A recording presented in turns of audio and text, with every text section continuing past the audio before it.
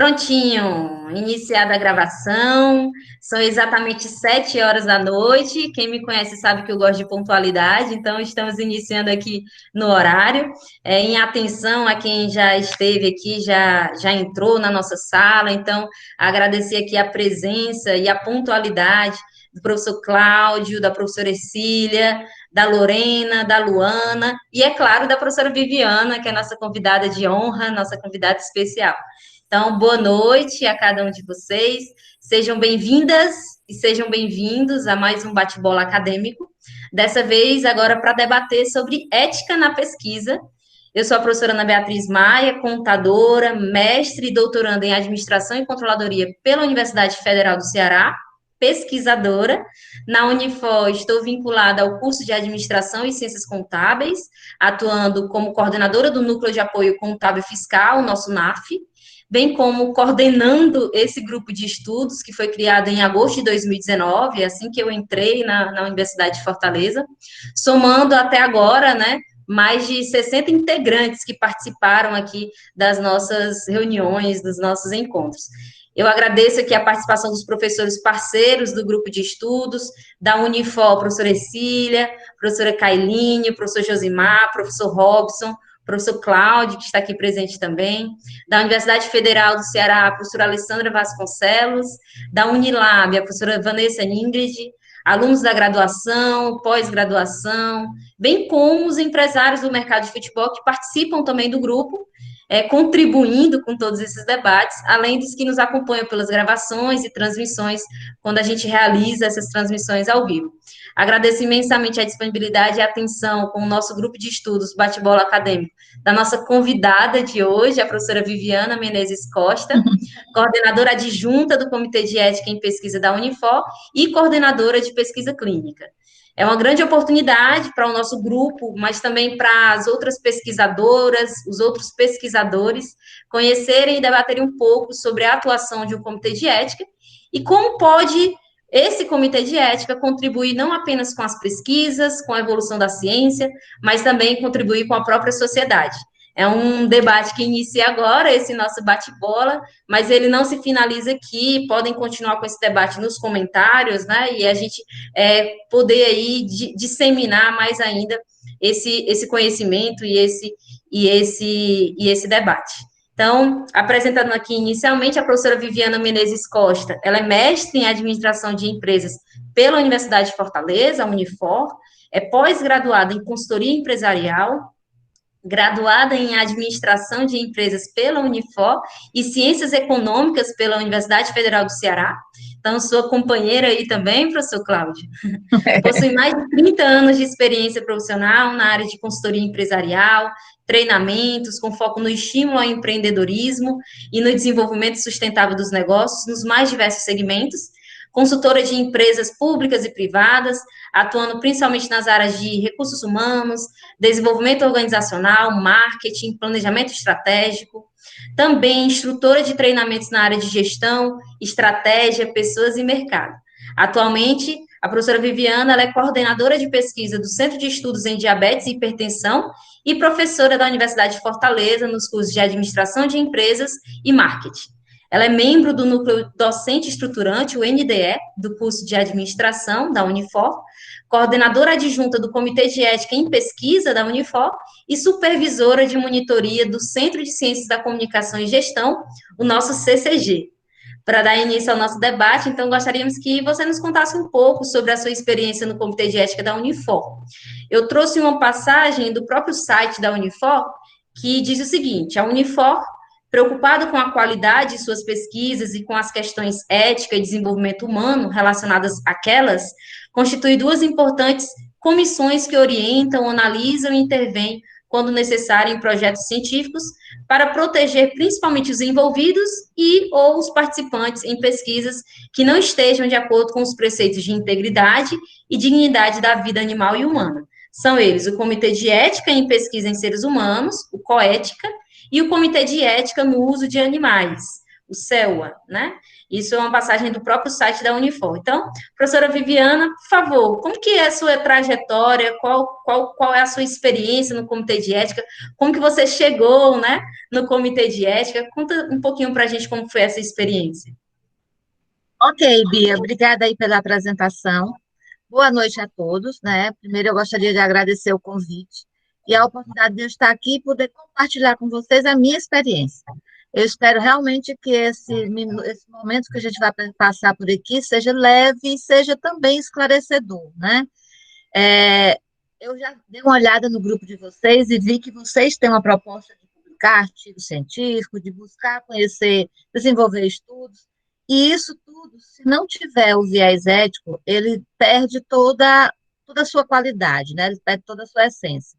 A pesquisa nada mais é do que você tentar, é um conjunto de procedimentos que você procura criar para aumentar esse conhecimento sobre algum assunto, e você chega a novas descobertas, na verdade, hoje em dia, o mais importante é que ele seja muito útil para a sociedade, tá?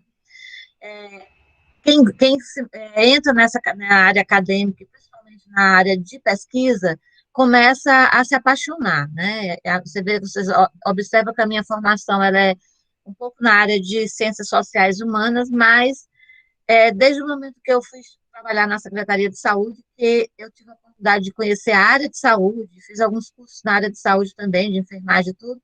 Então, eu comecei a analisar e ter essa paixão pela pesquisa, né? Porque a pesquisa, ela gera essa paixão. Então, hoje em dia, de lá para cá, eu nunca mais tirei o pé da pesquisa. Então, de lá para cá, ou eu faço pesquisa junto com essa parceria que vocês têm no grupo de linkar a Unifor com a Universidade Federal. Eu também tenho, eu trabalho com pesquisa para a UFC, trabalho com pesquisas dentro da área de humanas e sociais dentro da Universidade de Fortaleza, mas lá eu tenho um pé na saúde, né? E tudo começou por aí. Então, antes da gente começar a falar um pouco sobre qual é o funcionamento do comitê de ética, né? A gente pensar o que o comitê de ética faz, é muito interessante a gente entender um pouco essa trajetória, né? Tudo começou, não sei, se a gente olhar um pouco a história, na época da Segunda Guerra, a gente pode analisar que nós tivemos crimes praticados de modo mais grotesco que vocês possam imaginar, né? A gente teve vítimas, manutenção de vítimas em temperaturas baixas de água durante 10 horas, tanques de água congelada, infecção de pessoas saudáveis por um meio de aplicação de um mosquito de malária. As pessoas não tratavam de algumas feridas só para você acompanhar a evolução dessa ferida. Então, tudo começou muito desse momento, né? Então, a coisa começou bem na área de saúde, daí porque muita gente questiona por que o comitê de ética ele é muito voltado à saúde, porque quando a gente fala de ética, vem muito a ideia da saúde, porque começou aí, né? Começou com essa vertente de pesquisas serem feitas no indivíduo, no ser humano, e eu acredito, tenho piamente credo de que naquela época ninguém se voluntariou para trabalhar em nenhuma pesquisa dessa, né? Ninguém era louco para se voluntariar em relação a isso, mas aí tudo começou por esse aspecto. E aí veio de lá para cá, nós tivemos a criação da ONU, e a ONU começou a redigir a Declaração Universal de Direitos Humanos, né? E essa declaração, ela começou, que direitos humanos era esse naquela época? O direito de você não ser agredido, o direito de você não passar fome, o direito de você não sofrer, né?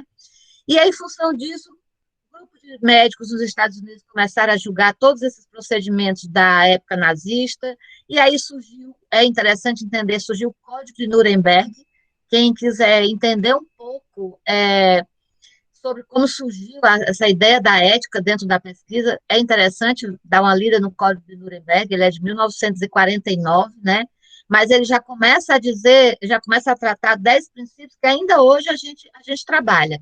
Quais são esses princípios? Primeiro, você ter o indivíduo, na época ele era chamado de sujeito de pesquisa, ele tem direito a ter um consentimento, ele dizer se quer ou não participar de pesquisa.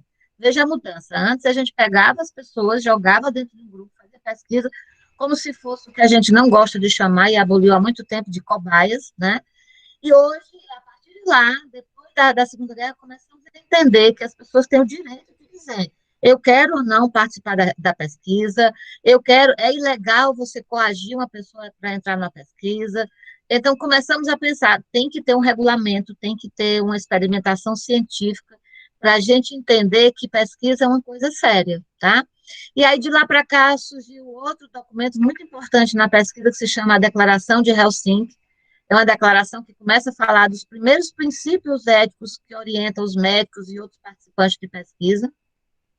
Essa declaração, ela começa a avaliar a ética, ela diz, o mais importante dessa declaração é dizer assim, antes de qualquer pesquisa ser iniciada, ela tem que ser avaliada por um comitê independente e saber se essa pesquisa ela está dentro daqueles princípios que o Código de Nuremberg ele traçou, né? Então a gente já evolui um pouco em relação à pesquisa, em relação a essa ética de direitos humanos. E aí começamos a debater a ética. Ética, ela são conjuntos de valores que a gente que pode nortear a conduta do indivíduo. E de lá para cá, essa conduta de valores ela é muito determinada pela sociedade. E a gente observa que a sociedade ela não é estática, ela é ela muda ao passar do tempo, e é por isso que a pesquisa, ela, ao longo desse tempo, ela tem mudado muito, e a gente precisa entender e estar sempre conectado em relação a esse aspecto, né? Daí levou a necessidade da gente ampliar essa discussão do que é ética. Ética começou a ter uma característica envolver o indivíduo a como ele vive a vida, né? A valorização da vida. Então, aí surge o que a gente chama dentro da ética, da bioética, que envolve sistema de crenças, sistema de valores, sistema de afetividade. E a ética, hoje em dia, quando a gente pensa em falar de ética, a gente já diz assim, a ética está muito interligada com os direitos humanos.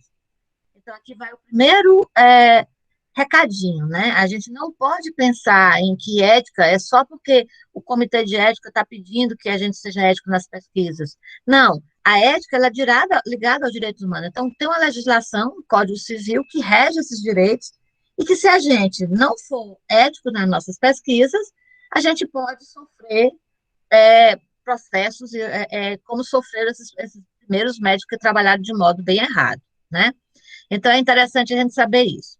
A outra coisa é a gente entender que dentro desse viés, né, e aí é um dos pilares do Comitê de Ética, são algumas resoluções. Vocês que trabalham com pesquisas têm que conhecer a resolução da 196, que foi da época de 96, que ela começa a criar esse sistema CEP e CONEP, que precisa existir uma coligação, precisa existir um sistema que possa avaliar esses protocolos, né? E aí esse sistema, ele começa a dizer, dentro dessa resolução, ele trabalha a ideia dizendo o seguinte, ele chama de princípios básicos da bioética. O indivíduo tem autonomia, tá? Ele tem autonomia de dizer quero e não quero participar de qualquer coisa. Isso, quando a gente fala de pesquisa, a gente diz assim, o indivíduo tem autonomia de dizer até assim, comecei a pesquisa, lá na frente eu não quero mais participar, ele tem o direito de sair da pesquisa e não sofrer nenhum problema, não ter nenhum problema, não sofrer nenhuma coação, nada nesse sentido. O segundo princípio que a gente olha, básico de bioética, é o que a gente chama de não maleficência, né? É de você procurar, quando a hora que a gente vai propor uma pesquisa, a gente tem que procurar não fazer mal a outra pessoa, não causar danos a essa pessoa. Gente, isso é muito interessante, porque quando eu penso isso, eu uso o que a gente chama hoje de empatia, né? Quer dizer, será que eu, elaborando essa pesquisa, eu causo algum mal a alguém? Né? Será que se eu pensar em fazer uma pesquisa e pegar uma pessoa que está lá na delegacia da mulher, dizendo que foi agredida pelo seu companheiro, e naquela hora eu for aplicar um questionário ou entrevista, será que eu estou fazendo mal a essa pessoa?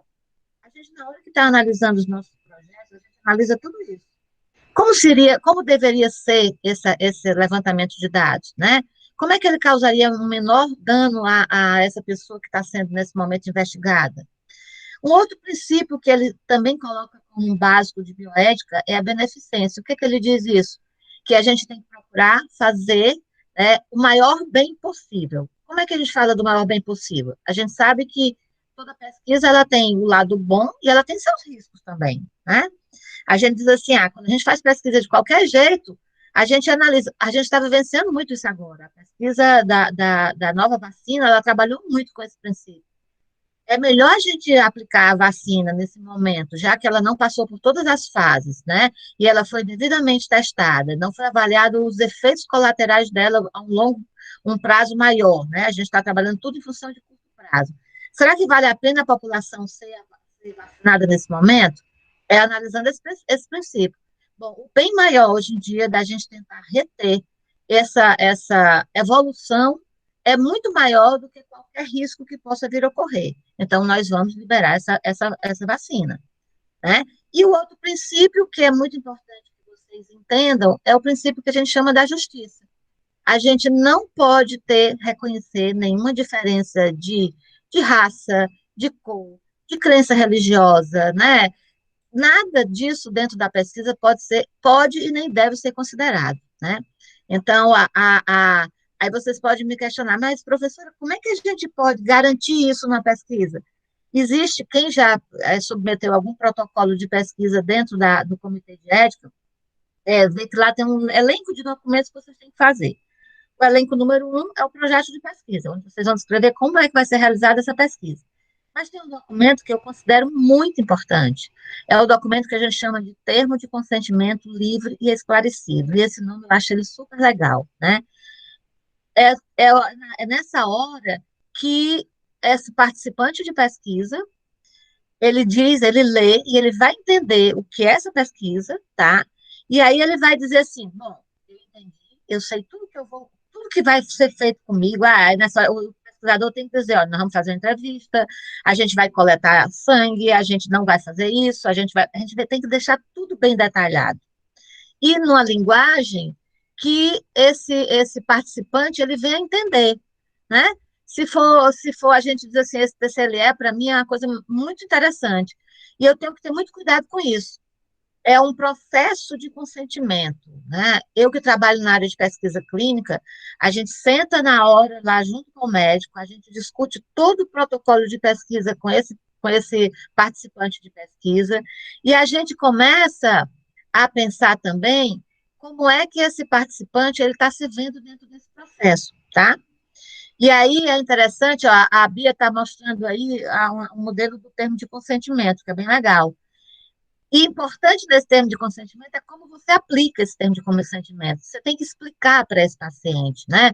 Para esse participante. Ele pode pegar esse termo de consentimento, levar para casa, ele pode discutir com seus familiares, ele pode tirar ideia, ele pode ligar para o médico dele e dizer assim: olha, vou participar de uma pesquisa, é assim, assim, eu posso. Ele tem todo o direito de saber e de dizer sim ou não nesse processo, tá? Então, esse é um documento, para mim, que é o mais importante.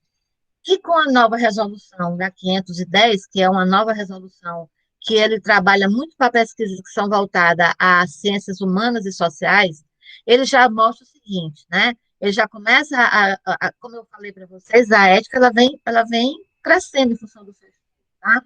Então, a 196 e a 466, que é a base de tudo isso que a gente trabalha no Comitê de Ética, de todas as coisas que a gente deve seguir como pesquisador, como membro do comitê de ética, que a gente faz essa análise ética. Então, surgiu agora recentemente, em 2016, a 510, que ela está apoiando as pesquisas de ciências humanas e sociais. E ela já diz o seguinte, porque as pesquisas, ela tem que ter o termo. O termo é um documento escrito, que vocês estão vendo aí, que a Bia está passando, mas a gente, dentro dessa nova resolução, a gente também abre um espaço para dizer assim, não, em alguns momentos, a gente há de convir que ter esse termo, ele talvez não possa ser seguro para esse participante de pesquisa. Por exemplo, se eu estiver fazendo uma pesquisa com mulheres exatamente que apanham do marido e tudo mais, em que momento elas estão passando, se eu tentar identificar isso, você acha que uma pessoa dessa vai pegar um termo de consentimento, botar de braço e levar para casa? Não. Nós, pesquisadores, entendemos que o risco de alguém pegar esse termo é tão grande que é melhor a gente não usar esse termo físico. A gente chama de um registro de consentimento. A gente explica tudo para ela, a gente tira todas as dúvidas e lá a gente faz um registro de que tudo aquilo foi mostrado, que tudo aquilo foi apresentado e que ela está entrando nessa pesquisa com todas as informações possíveis. Então, veja como é interessante quando a gente tem essa visão ética. Não é só fazer um protocolo de pesquisa, é a gente se colocar no lugar de quem está lá participando. Por isso também que, ao longo do tempo, antes a gente chamava, se vocês olharem na resolução 196, antes essa pessoa que era um instrumento que vocês poderiam aplicar esse questionário, que seria ser investigada, ela se chamava de sujeito de pesquisa. Nós entendemos o CEP, junto com a CONEP, que é quem regulamenta o CEP, quem a coordena, ele entendeu que sujeito é uma coisa muito, não é muito humana, né?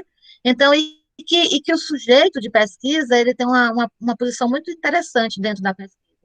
Então, na verdade, hoje a gente não denomina mais sujeito. Quando chega até um protocolo lá para a gente, que ainda usa sujeito, a gente manda e pede para trocar, troca de sujeito e passa a ser participante. Por quê? É, tá. Porque, por que que essa ideia de participante? É que esse indivíduo, dentro de todos os seus valores culturais, sociais, morais, religiosos, eles devem ser respeitados. E essa pessoa, ela não pode ser apenas tido como algo que a gente vai investigar. A gente também ouve o participante de pesquisa. Ele também passa a fazer parte desse processo, passa a ser parte desse processo em relação a que a gente possa melhorar o nosso protocolo, que a gente possa ter outras definições, que a gente possa arranjar novos meios de garantir esse respeito a esse participante de pesquisa, tá? Então, daí é que a gente se preocupa em garantir isso. Tem uma pergunta aí que eu acho, Bia, tu pode ler aí uma pergunta que foi feita no chat? Pois não. Primeiramente, professora Viviana, muito obrigada. Uma nova visão aí sobre não só o comitê de ética, né, mas sobre todos os procedimentos. Foi muito interessante essa sua análise histórica, né, mostrando aí da relevância, mostrando por que existe um comitê de ética, o surgimento, né, e não simplesmente o que muitos relatam de o comitê de ética ser puramente mais uma burocracia a ser superada pelos pesquisadores, né? E pelo contrário, né? É a visão de quem de fato se coloca, como se colocou, os princípios, né? Os princípios em que a gente está se preocupando com aquele que participa da pesquisa. O que eu estou fazendo com aquele participante da pesquisa, né?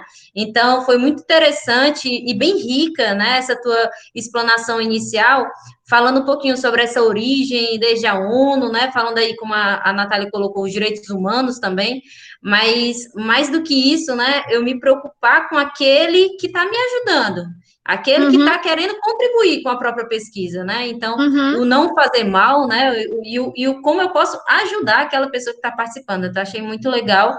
Acho que falta um pouquinho disso, né? Falta um pouquinho dessa percepção para todos nós, pesquisadores, e eu me incluo nesse grupo, de ter uma visão de fato mais empática, né? Assim, a gente não uhum. pensar no participante como um sujeito, como você colocou, em si, em uma outra pessoa que está ali participando e contribuindo.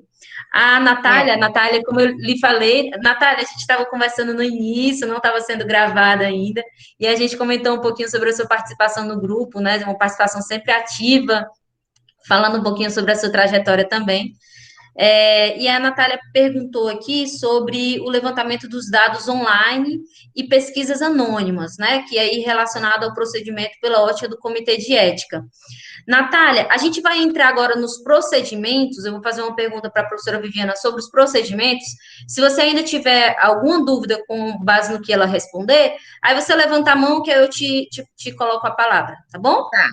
Tá, então só para a gente fechar assim, Pois a não. missão do CEP é salvaguardar esse direito à dignidade desse participante de pesquisa, tá? Então, o que é que a gente faz lá? A gente avalia, a gente acompanha os aspectos éticos de toda a pesquisa, essas pesquisas que envolvem seres humanos, tá? Excelente.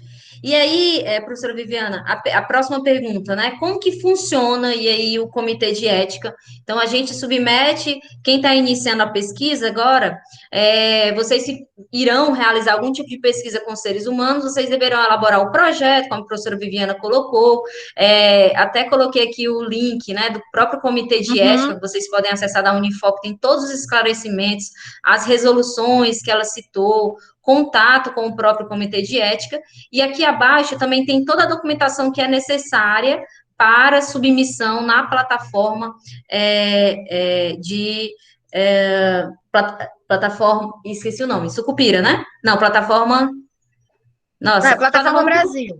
Plataforma Brasil, perdão. É, Plataforma, plataforma a Sucupira plataforma do Brasil Lattes. é a Sucupira do Lattes. A plataforma É, Brasil, ele é Plataforma Brasil. o sistema eletrônico quando a gente cadastra todas as pesquisas, né? Ele é Isso. regido pelo Cinep, que é o sistema de todas as pesquisas que acontecem no Brasil, elas são registradas lá. Então, a pesquisa é registrada lá, e aí vocês devem cadastrar a pesquisa de vocês, tá? Ao entrar, você faz o seu cadastro, ele é muito intuitivo, ele não tem problema, ele vai questionando, vai colocando seus dados. Agora, vale a pena uma informação, tá? Alunos de graduação, eles não podem ser considerados pesquisador principal para cadastrar a pesquisa. Esses alunos da graduação, quem cadastra o projeto de pesquisa é o orientador de vocês, tá? Já um aluno de pós-graduação, que ele já é graduado, a gente já disse que o trabalho foi feito, quem vai cadastrar essa pesquisa é esse aluno da graduação, e não mais o seu orientador da pós-graduação. Por que isso? Porque quando você cadastra lá como pesquisador principal, você é responsável por essa pesquisa. Você responde por essa pesquisa, né? Então, quer dizer, o fato a gente diz assim, como aquela pessoa que ainda não está graduada, ela ainda está aprendendo, então quem vai ser responsável pela pesquisa dela é o professor, tá? Daí vai algumas alertas, a gente sempre diz quando a gente consegue, quando a gente faz reuniões com os pesquisadores, não deem sua senha para os alunos, vocês é que têm que cadastrar, né? Não é legal isso. Por quê? Porque se esse aluno cometer algum erro, alguma coisa, é o pesquisador que a gente vai atrás, né? Ei, tem alguma informação que não tá correta, né? É você que vai responder por esse aspecto. Então, isso é uma coisa para ser analisada, tá? A pesquisa, ela é algo que, como você disse, tem todas essas resoluções, está vinculada aos direitos humanos, então, por trás disso tem toda a legislação. Para vocês terem uma ideia, o TCLE, no momento que um TCLE é assinado por um participante de pesquisa, ele é obrigatório lá, é uma das regras do TCLE, uma cópia fica no centro de pesquisa e a outra via fica no comitê ou no indivíduo. Então, se acontecer qualquer coisa em relação a essa pesquisa, ele é um instrumento legal que você pode dizer assim, olha, eu tive um problema com essa droga que vocês estão pesquisando, e aí eu não fui atendido, e ele pode acionar o pesquisador, ele pode acionar o centro de pesquisa, isso é um instrumento legal, então a gente tem que entender que é algo sério. E aí o CEP funciona exatamente nessa hora. A gente tem que entender que passar um projeto de pesquisa pelo CEP, a gente tá tendo cuidado de proteger o pesquisador, tá? Proteger o participante de pesquisa, que é em primeiro lugar, mas proteger você também, pesquisador. E proteger todo mundo que está dentro daquele projeto, né? Então, é uma proteção que a gente diz assim, a gente diz o CEP, para você questionou como é que funciona o CEP ele é um colegiado interdisciplinar, tá? Então, é dito na sua resolução que informatiza os CEPs, ela é uma resolução que fala que é obrigado que todas as pessoas que façam parte do CEP, elas sejam de áreas diferenciadas, então, no nosso CEP da Unifor, a gente tem teólogo, a gente tem psicólogo, a gente tem administrador, a gente tem economista, a gente tem psicólogo, a gente tem advogado, então, é um CEP, e é obrigado isso. No mínimo, para você formar um CEP, você tem que ter pelo menos 7 membros, o CEP da Unifor, ele tem 20 membros, tá? Então, ele tem esse viés de dizer exatamente o que é ético e não ético. A gente diz que o CEP ele tem um caráter, primeiro, consultivo, ele diz para você, pesquisador, ele diz para a sociedade o que é ético e o que não é ético. Ele tem um caráter deliberativo, ele pode dizer se essa pesquisa pode ou não continuar, ele pode vetar uma pesquisa em caminhar, está em funcionamento, né? E ele tem um caráter que é o que eu mais gosto, que é o educativo, né? Não esse caráter educativo, que é esse motivo de eu estar aqui agora, né? A gente tem o maior prazer de atender pesquisadores, a gente tem o maior prazer de tirar dúvidas, de ser chamada para esses momentos, porque nessa hora a ideia é que a gente tenha um grande volume de pessoas que trabalhem com a ética, porque até o nosso trabalho vai ser reduzido, né? A gente diz assim, nossa, quando chega um projeto lá todo redondinho, todo dentro dos padrões éticos, a gente vibra. E é isso que a gente quer, né? A gente não gosta de voltar projeto. Muita gente tem essa conotação. mas, ao mesmo tempo, a gente entende que, ao colocar como pendente, que é uma dos modos que pode sair um projeto de vocês lá, ao colocar pendente, a gente também está educando esse pesquisador, dizendo, olha, tira o nome do participante de pesquisa lá do instrumento de coleta de dados, porque você não pode identificar o participante. Isso está dentro, isso não é ético a gente identificar, né? Às vezes aí o participante, o pesquisador diz assim, não, mas eu não botei o nome, não, eu botei o CPF também é um identificador, né? Então, eu botei a matrícula do aluno, é um identificador. Então, a gente tem que ter esses cuidados. Aí o CEP olha, vê esse lado e diz, ei, pesquisador, vamos tirar isso, né? E aí é um modo da gente também estar educando, né? A Excelente. ética, Além de ela, educar, né, professora, também é uma forma de resguardar o próprio pesquisador, né? sim, Tendo em vista que sim, pode ser sim, utilizado. Então, o comitê de ética também protege aí o pesquisador nesse sentido de que reavalia, verifica de fato, é uma validade, né, uma validade aí da própria pesquisa, né?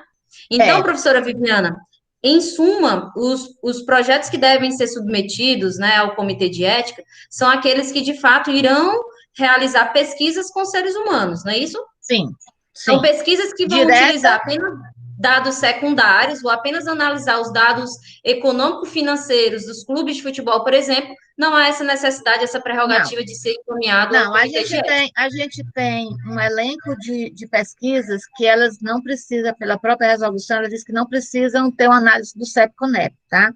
Que pesquisas são essas? Pesquisa de opinião pública. Eu estou lá na Praça do Ferreira, quero saber quem usa calça jeans. Eu saio lá perguntando, só marcando um X. Essa pesquisa, primeiro, quando a gente pensa de opinião pública, ela nem é muito considerada dentro da nossa característica de pesquisa científica, né? Porque ela não tem muita credibilidade, mas não deixa de ser uma pesquisa, tá? Essas pesquisas, como elas são de opinião pública, a gente não tem nenhuma identificação deste ser humano, né, de quem ele está perguntando, quem é, onde mora, não tem identificação nada dele.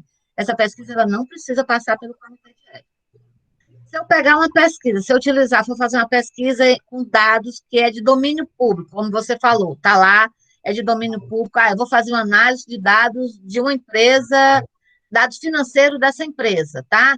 Eu vou fazer uma projeção, vou fazer um valuation, tudo mais. Essa precisa passar para o comitê de ética? Não, se você não vai entrevistar ninguém dessa empresa, se você vai pegar um dado que é publicado no balanço patrimonial, que está lá, é de domínio público, essa pesquisa não precisa passar pelo comitê de ética. Uma pesquisa censitária, né, quando a gente faz o censo, também não precisa passar pelo comitê de ética.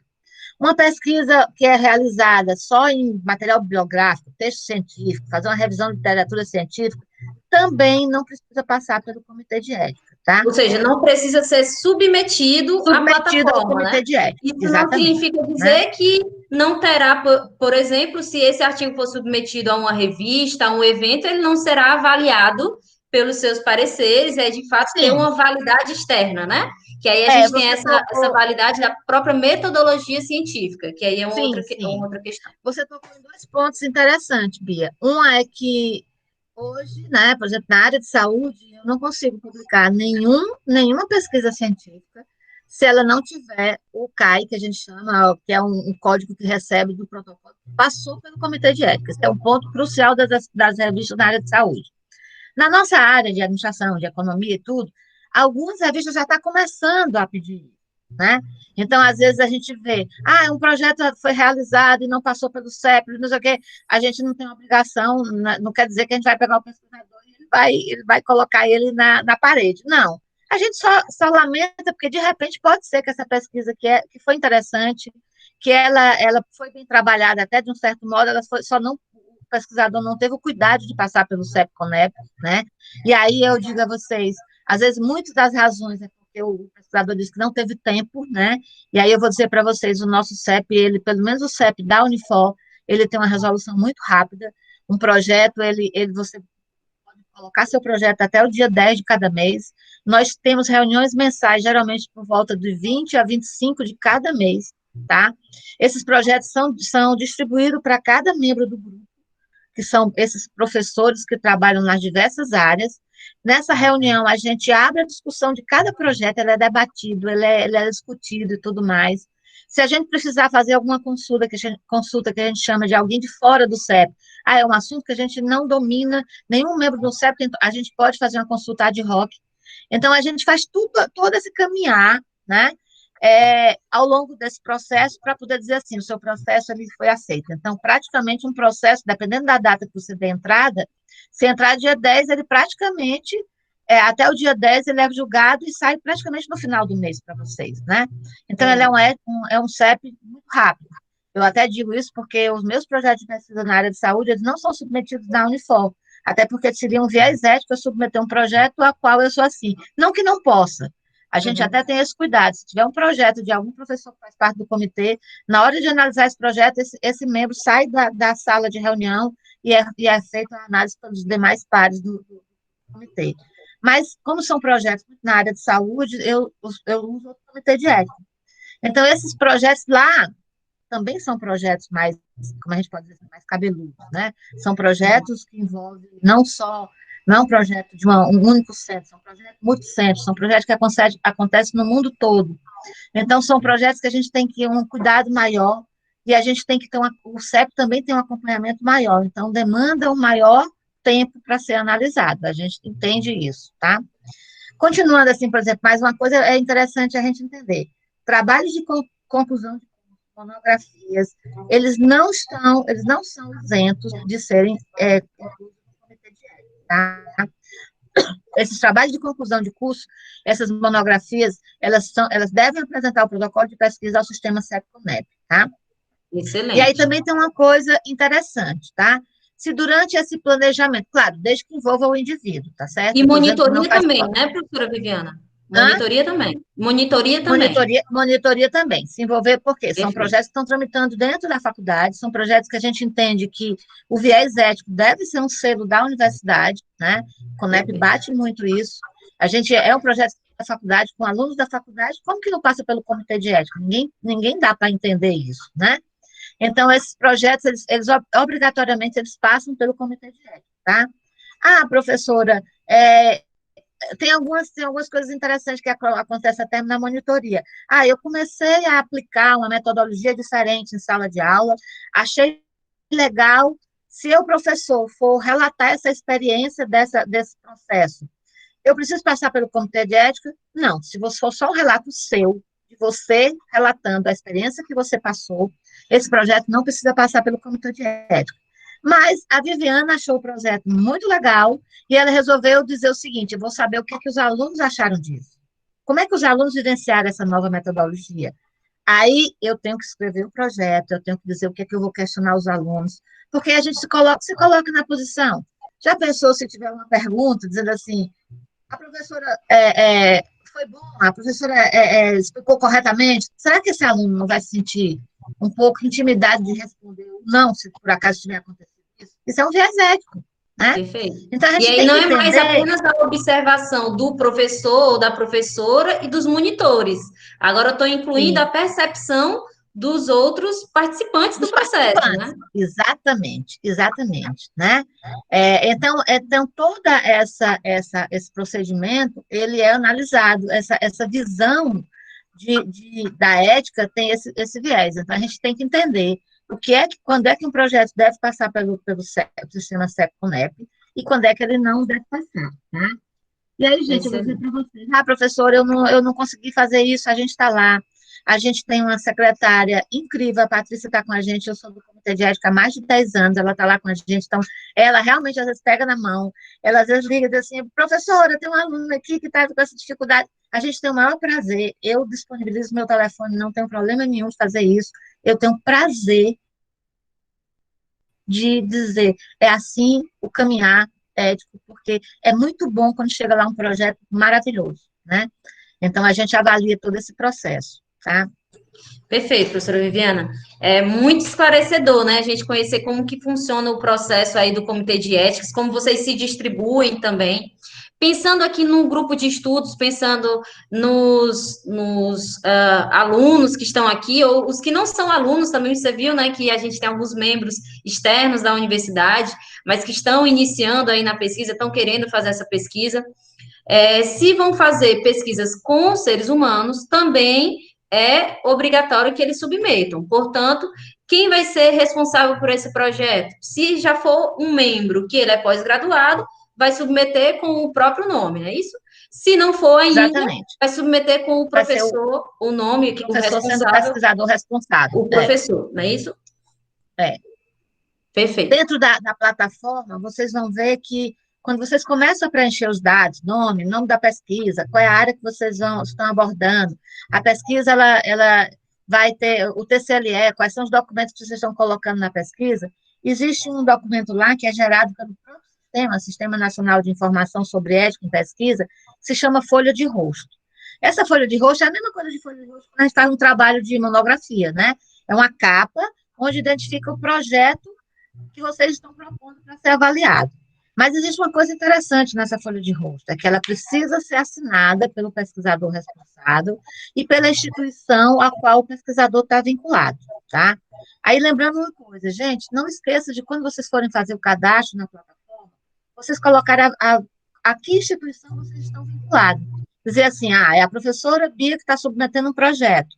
Ela é vinculada à Unifor, então ela vai colocar que ela é vinculada à Unifor. Por que eu estou dizendo isso?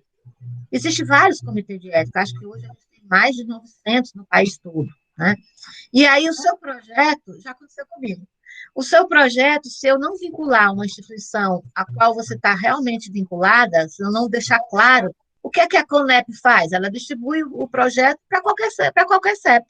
Então, de repente, eu passei por isso, eu tinha um projeto de pesquisa sendo feito aqui, que o meu projeto foi cair num CEP lá de Belo Horizonte.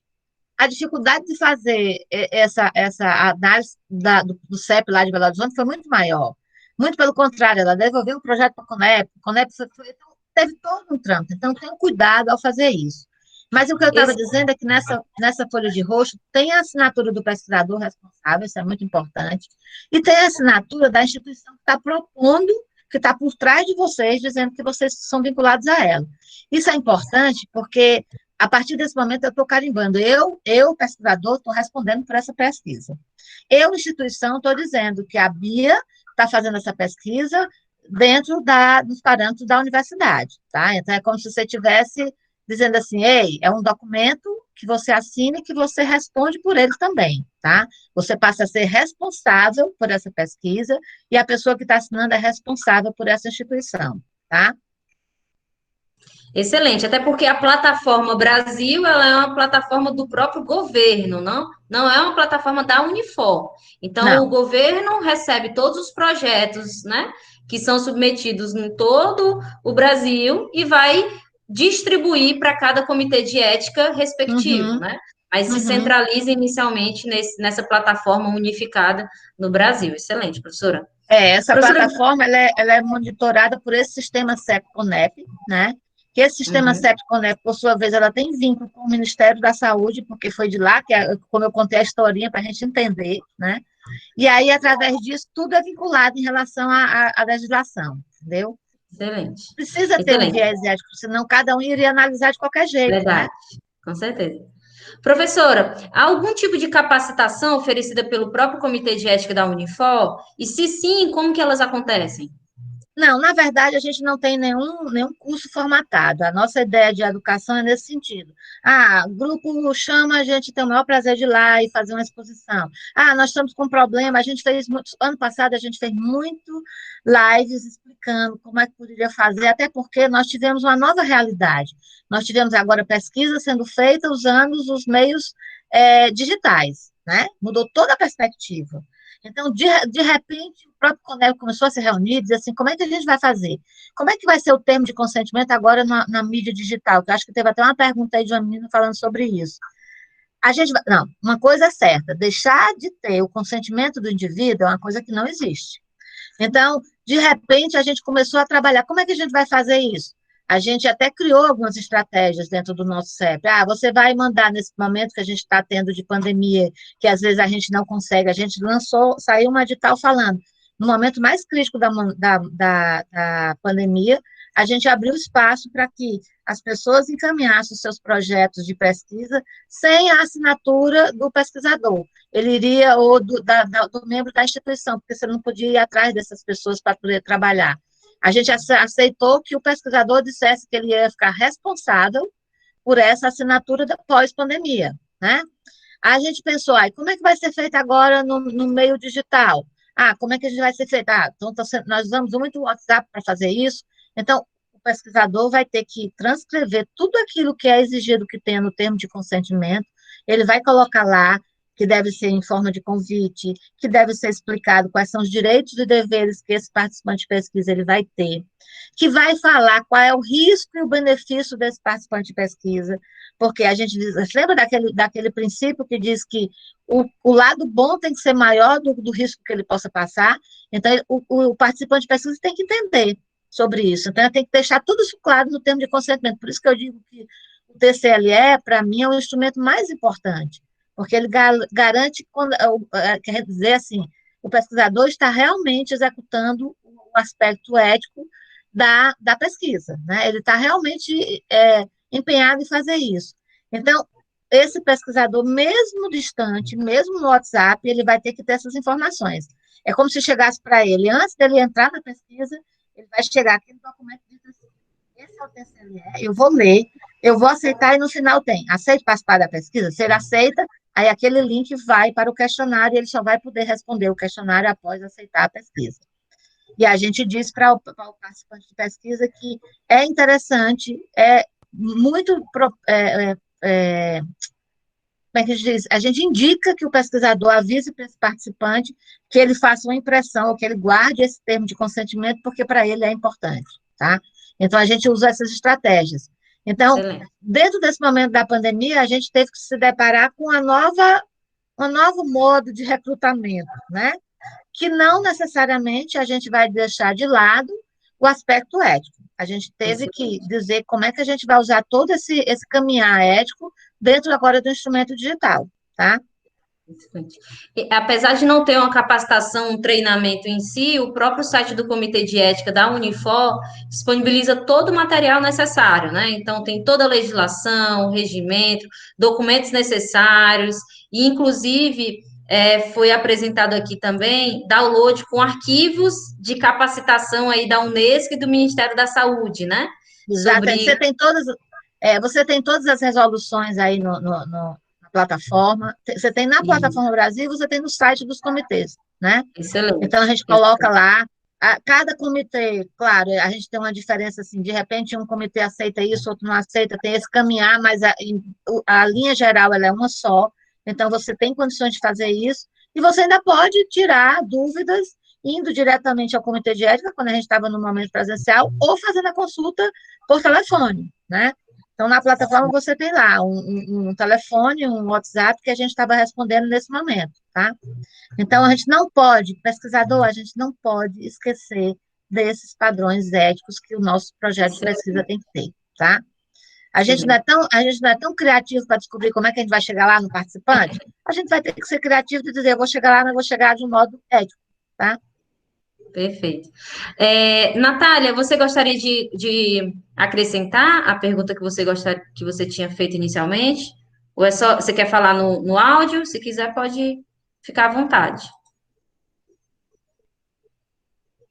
Oi, posso falar? Vocês estão me ouvindo? Estou sim, Natália, pode Perfeitamente. falar.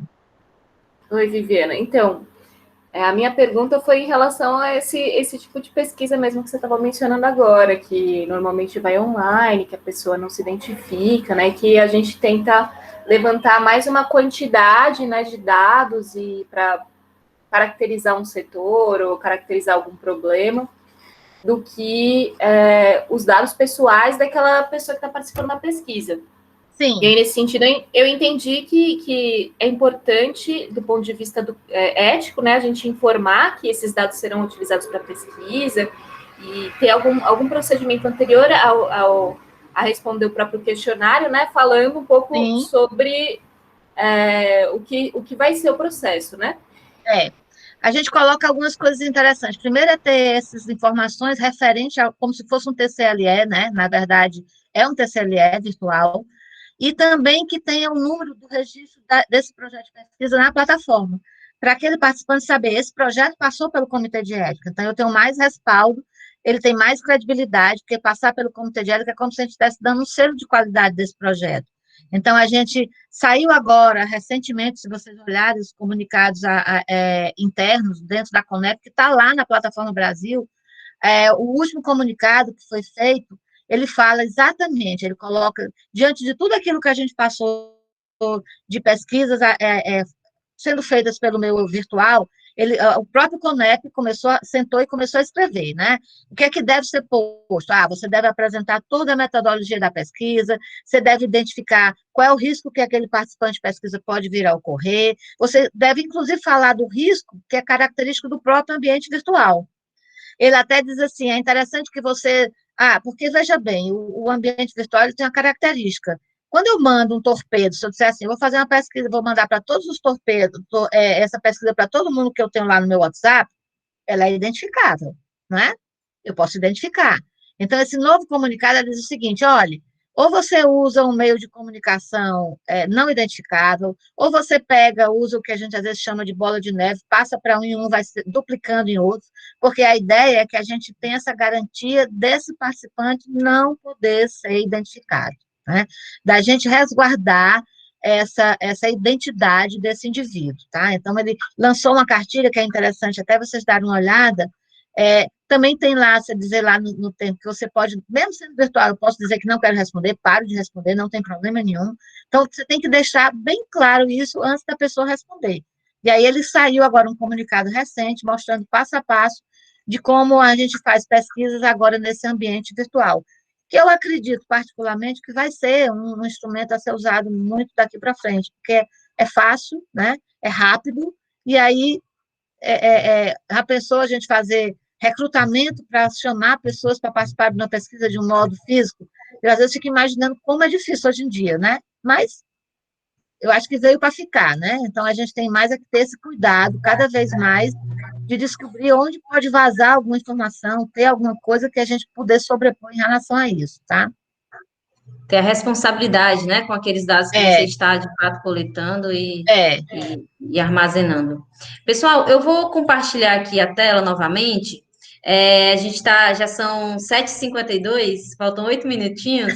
Vou aproveitar esses 8 minutinhos restantes para fazer algumas perguntas para a professora Viviana. Claro, a gente falou bastante sobre ética, comitê de ética. Queria que vocês agora participassem, dessem a contribuição, o entendimento de vocês, né? Sobre o que vocês perceberam, quais são as principais contribuições da atuação do comitê de ética.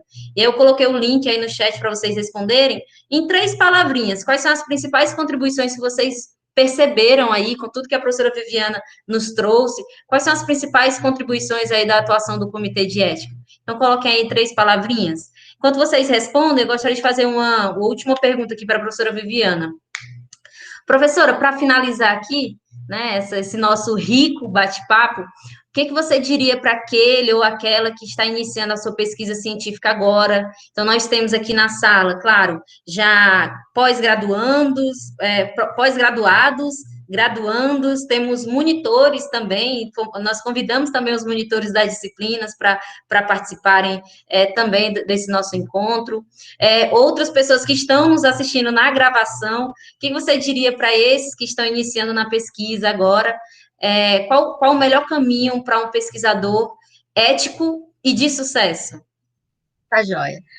Primeiro, eu gostaria de dizer que a ética, o pesquisador ele tem que entender a ética, ela deve fazer parte da pesquisa desde o momento da sua concepção inicial, né?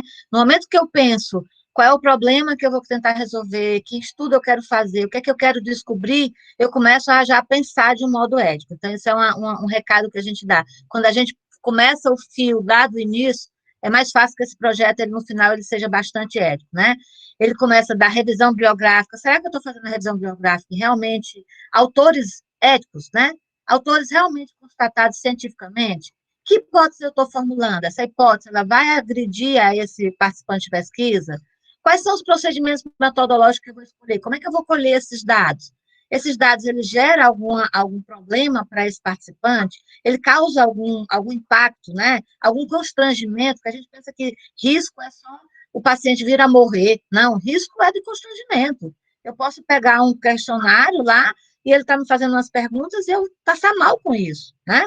E aí, o que é que acontece? Do lado de lá, eu tenho que preocupar, não que isso não possa acontecer, porque a ideia de que a pesquisa ela vai envolver várias áreas. Então, a pesquisa da área de psicologia ela vai, com certeza, causar, geralmente, algum constrangimento. Mas o que é que eu tenho que fazer como pesquisador? Bom, se acontecer isso, se essa pessoa tiver esse momento, eu tenho que garantir que essa pessoa vai ser assistida. Eu tenho que garantir que ela vai ser assistida de modo sem custo a mais, sem gastar. Eu não vou usar o sistema SUS para poder sobrecarregar o SUS. Eu, pesquisador, sou responsável por isso, tá? E aí vou até o final. Como é que eu estou analisando esses dados, né? A análise dos dados também é uma coisa interessante, porque a gente diz assim, a gente tem uma pesquisa quantitativa. Dados quantitativos não tem como a gente sair da realidade. Tem. A gente também mexe em dados quantitativos. A gente também analisa esses dados quantitativos do jeito que a gente quer que dê, né? Como a gente vê muito agora. Por que tem muitas notícias aí que a gente está analisando hoje nesse sentido? Porque eu posso analisar escondendo algumas informações ou colocando a informação do meu jeito. Se eu, pesquisador, for ético, eu tenho que analisar esses dados nu e cru, né? Eu tenho que esquecer o meu viés de qualquer ligação que eu possa vir a ter, né? E aí chegar lá no final, escrever relatórios parciais, né? E finais dentro de uma divulgação desse relatório que ele possa ser tão leve e tão ético que ele deva ser divulgado, porque quem faz pesquisa tem que se preocupar de devolver isso para a sociedade, para a comunidade acadêmica, né? Fazer pesquisa e ficar guardado não faz parte dentro de quem quer pesquisar. Eu quero pesquisar e mostrar para o mundo, né? E mostrar para a comunidade. E se eu não for ético, para que adianta? Hoje a gente vê esses exemplos que eu citei no começo do nosso bate-papo hoje, eles hoje só servem de crítica, né? Então, o que eu gostaria de dizer para vocês, façam ciência com transparência, né? Todos têm direito de saber o porquê, o que é que está acontecendo. A pesquisa, ela é um direito de todos, né? A sociedade deve saber tudo o que está acontecendo. Então, você deve ter um rigor na sua pesquisa e buscar informações mais éticas. A ciência, gente, é um bem público. Ela não é só para cientista, ela é para a sociedade, ela protege o indivíduo, ela tem que trazer um retorno social, né? Então, se a gente pensar assim, a gente tem que cuidar em cada partezinha na hora que a gente for elaborar o nosso projeto, tá? Então, é isso que a gente faz, é isso que a gente fica apaixonado, né? Apaixonada estou eu, professora Viviana. Muito obrigada pela sua colaboração, pelas suas palavras, inspiradoras palavras. Aprendi muito hoje. E aqui, mostrando aqui o quanto aí os que estão participando também, né, perceberam sobre tudo que você nos trouxe aí, sobre as principais contribuições dessa atuação do Comitê de Ética, né? Então, o principal aqui, né, relatado pelos participantes, a própria ética, né? E aí não só a ética quando a gente fala de ética de pesquisa, mas como você bem colocou aí no final da sua fala, a pesquisa a ciência ela não nasceu para os cientistas, né? A ciência ela não tem um fim na própria ciência. A ciência, o foco dela não é a pesquisa ser engavetada, é a pesquisa ser aplicada. Né? De que adianta a gente gastar anos de pesquisas se essa pesquisa vai ficar dentro de uma gaveta e não vai ter um propósito ou uma contribuição para a sociedade, para gerência de novas empresas, para políticas públicas, para a sociedade, né? Então, de nada adianta, né? E aí, a própria pesquisa científica, que mais aqui estão colocando? Validar a pesquisa, né? O quanto o Comitê de Ética tem aí essa importância como uma validação da pesquisa, do próprio fazer ciência, né? E aí atuando aí como um instrumento dessa epistemologia, né? Do conhecimento da ciência. A Natália fez uma pergunta aí, se o Comitê de Ética, ele, de alguma forma, orienta quanto à Lei Geral de Proteção de Dados. A Conep lançou agora uma cartilha do participante de pesquisa, que foi fundamentalmente com base na LGDP, na LGPD, tá? Então, todos esses princípios, eles são com base nessa lei. Então, a gente trabalha realmente em função disso. E hoje é um assunto muito debatido. Que bom que chegou à sociedade, que bom que chegou ao ouvido de todos, que bom que está sendo divulgado, né? E aí a Conep lançou uma cartilha que vale a pena vocês darem uma lida lá, a cartilha do participante de pesquisa, que vocês podem baixar, vocês podem imprimir, entregar para os participantes, para vocês entenderem, tá? Legal, muito obrigada, professora, por mais essa dica aí. Então, De o nada. Comitê de Ética servindo para proteger, né, para assegurar aí, para a responsabilidade do pesquisador, mas a responsabilidade com a sociedade, então, a consciência, né, dessa humanização desses direitos humanos. Quero agradecer Uhum. aqui a participação, são 7h59, agradecer aqui a todos que participaram, então, Anderson, Cláudio, professora Cecília, Ítalo, Bia, Lorena, Luana, Natália, Pamela. Pois não, professora? eu vou contratar você para ficar nas minhas lives, entendeu? Porque você é express na hora. Eu achei um barato, eu nunca consigo, ó. Eu me empolgo a falar, eu me empolgo a falar. Gente, é tão bom falar, olha, É, é muito bom. E aí a gente esquece do tempo, né? isso É uma mesmo. coisa assim. É. Gente, eu coloquei aí o meu contato, tá? Se alguém quiser um contato, coloquei o telefone do Comitê de Ética, tá?